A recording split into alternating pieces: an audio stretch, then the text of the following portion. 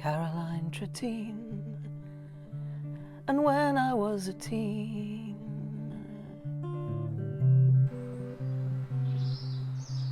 I was shy.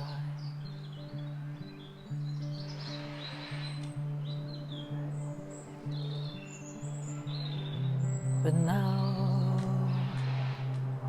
I catch your merging. I'm quite good at music, and I was the only O-level I was not recommended for because there was something about my musical creativity that just slightly pissed off the grammar school teachers. So I got recommended for other things, but not that. So I just carried on off my own bat doing music. I joined the Aeroplanes at university for a couple of years and then came to London. So I sort of loved that experience. The Aeroplanes was very fine. The cult following for the Aeroplanes is entirely appropriate because there was original stuff going on. And Gerard has always been a creative and driver and manager and Svengali, and he's welcomed lots of people into the band. They're well known at the Aeroplanes for having lots and lots of people, and that's a generosity on Gerard's part. Anyway, so the Aeroplanes time was good. It was good, and I left at the right time. The people I met there, Nick and David, I worked with over the last 30 years. We've done lots of different sorts of projects, and now Nick and I have been co-writing seriously together in the Squares. And we've had a kind of up and down friendship where once I think he said, I'm never, ever, ever going to work with you ever again. And then a few years passed and he was just going past on a bus and he kind of poked his tongue out at me or pressed his nose against the window, which I responded to. And then we became back again in a band and we really worked really well together.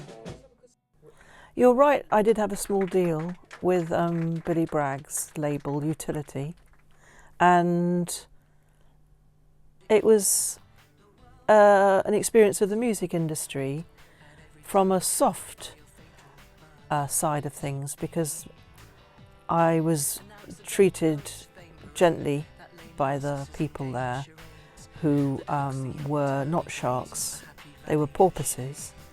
And I know that it takes 9 porpoises to kill a shark. The sharks in the oil industry of music sharpened their teeth on you, and hungry audiences had their fill, ate you up until they were sick. The journalists went in for the king. The world should learn to leave extraordinary talent alone. Let it be nurtured gently, homegrown, to find its own natural. You can't really get on and make really good art unless you're really connected with people and respectful of their creativity and open to their creativity and moving together with them. And the people I work with have a similar capacity and work at a deep level of collaboration with me. Felix knows when to push me and also she knows when to push herself.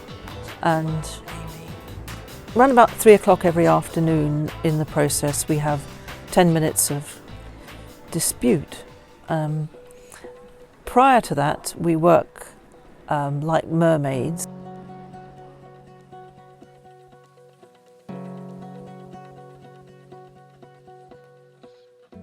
I've loved watching films and making films for the last 20 years, and it was a natural idea to make a film about gravity of the moon. I trust no one. I'm on my own. So I met Stephen through Felix, and what we did, we struck up a rapport kind of very quickly and a chemistry that worked. He's a very thoughtful, creative man and a very fine musician. And when we edited together, it was a very easy process. A lot of caressing of things In the whole movie. But isn't that what music does to you? Because that's what it does. It touches you, and if you do it visually, if you try and represent music visually, for me it just has to have touch in there. But look at this. Look at the beauty of this. The extraordinary beauty, which art attempts just to sit in the same room as. But you glimpse it, don't you? You can glimpse it in a moment in art. nature.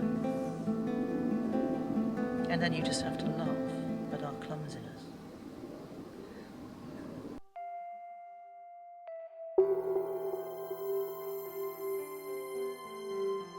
Where is echo, beyond human in her beauty, accompanying your voice across the water? Why does time melt like snow? All I will do is to sing again. Où sont les neiges d'antan? Why does time melt like snow?